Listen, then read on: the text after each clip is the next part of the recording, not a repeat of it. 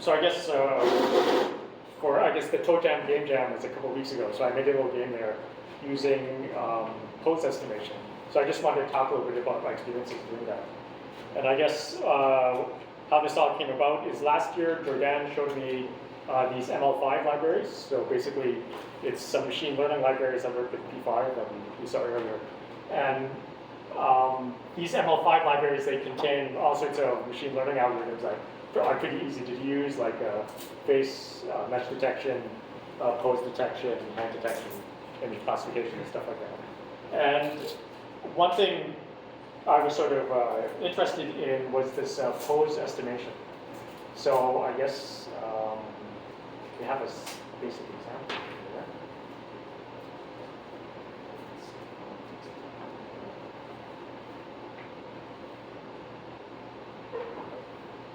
So basically the idea with pose estimation is given a sort of a photo or any webcam shot, they can sort of detect parts of their body. So I guess your elbow or your shoulder, and you can sort of, connect them together as a skeleton.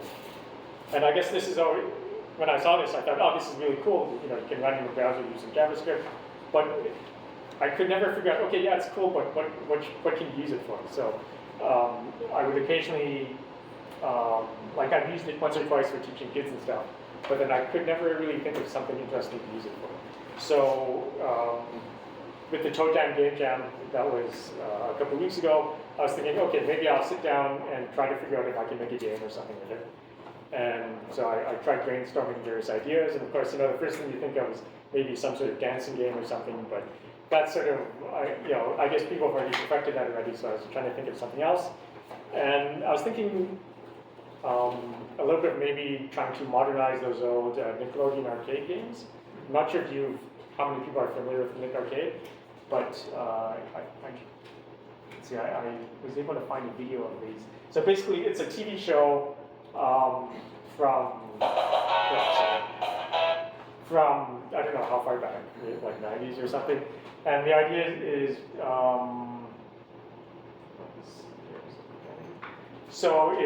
they would have these kids who are actually, they would have a green screen behind them, and they would actually, as they're actually doing things in front of the green screen, they'd run a game, chroma key onto the green part, and they can actually hear.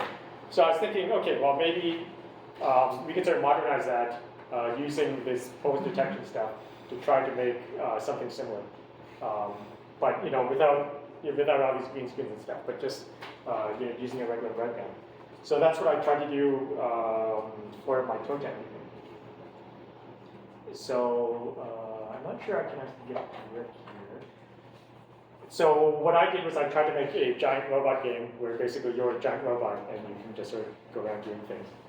And I'll try to, so the basic idea is, I went with a robot because you can get different parts and you can just sort of superimpose them on different parts of the skeleton and sort of make your robot. And I'll see if I can get it here. There's always a bit of an issue with getting enough space on the, my webcam isn't, yeah, I think there might be enough space there.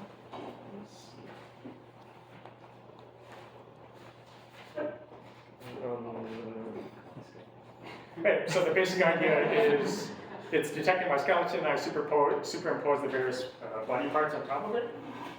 And yeah, it's a bit janky, but it sort of works. One issue that I found was, because it only gives you the 2D coordinates of your body, you sort of have to guess like which part to draw and part of the other thing. So here in this case, I sort of go by the knee bending, but when you're like facing straight forward, it's sort of hard to figure out whether the arm should be drawn before the body or whatnot, and things like that. But basically, yeah, different tanks come and you can like hit them and they can shoot.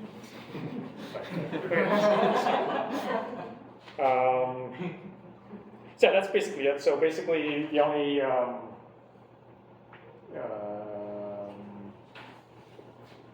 so I guess some issues I found was, I guess the ML5, I want to modify it a bit, and it has a bit of a weird license, so I moved to using TensorFlow. So basically, ML5 uses TensorFlow underneath for some of these things, so I just use TensorFlow from Google directly. And yeah, there's the 2D thing where, yeah, because this is a 2D game and whatever, it's hard to figure out like which direction you're facing and stuff like that. So I sort of had to guess it based on like how your knees are bending or whether your nose, which way your nose is pointing. But you can see it's sort of janky. And there's a lot of jitter. So I guess with the if you look at, it's sort of weird. So the MoveNet algorithm. So here I'm just using a static image of someone standing there. You can see the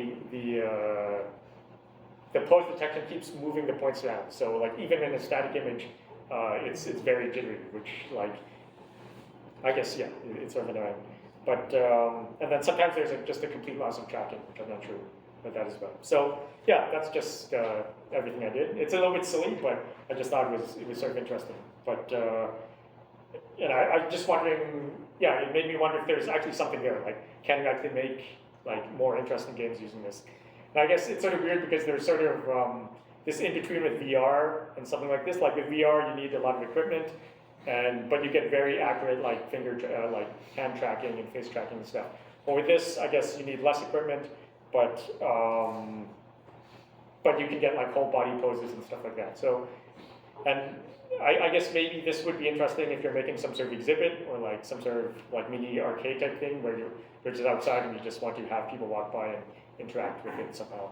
So maybe that might be an interesting, like more fruitful avenue of how you can use this stuff in a game. Yeah, so that's it. Yeah. I'm just curious, you're using your webcam right now, but if you had a better external USB camera, does that change the results at all?